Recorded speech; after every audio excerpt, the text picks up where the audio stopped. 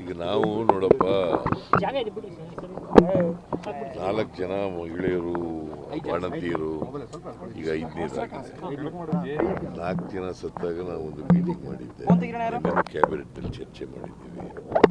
ಇವತ್ತು ಮಿನಿಸ್ಟರ್ ಹೋಗ್ತಾ ಇದ್ದಾರೆ ಅಲ್ಲಿಗೆ, ಮತ್ತು ಹೆಲ್ತ್ ಡಿಪಾರ್ಟ್ಮೆಂಟ್ನ ಅಧಿಕಾರಿಗಳು ಕೂಡ ಹೋಗ್ತಾ ಇದ್ದಾರೆ.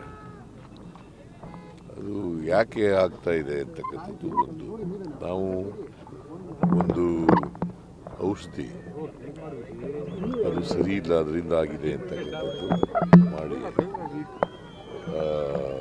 ಇವನ್ನ ಸಸ್ಪೆಂಡ್ ಮಾಡಿದ್ದು, ಯಾರನ್ನ ಡ್ರಗ್ ಕಂಟ್ರೋಲರ್ ಸಸ್ಪೆಂಡ್ ಮಾಡಿ ಅವ್ರು ಯಾರು ಔಷಧಿ ಸಪ್ಲೈ ಮಾಡಿದ್ರಲ್ಲ ಅವ್ರನ್ನ ಬ್ಲ್ಯಾಕ್ ಲಿಸ್ಟ್ಗೆ ಹಾಕಿದ್ದಾರೆ.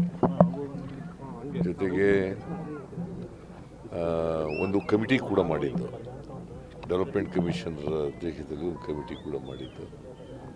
ಅವರು ಒಂದು ವರದಿ ಕೊಡಿ ಅಂತ ಹೇಳಿದ್ದು.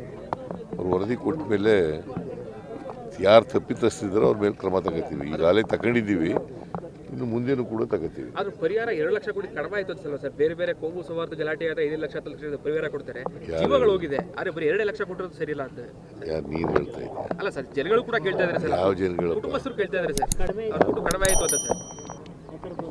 ಈಗ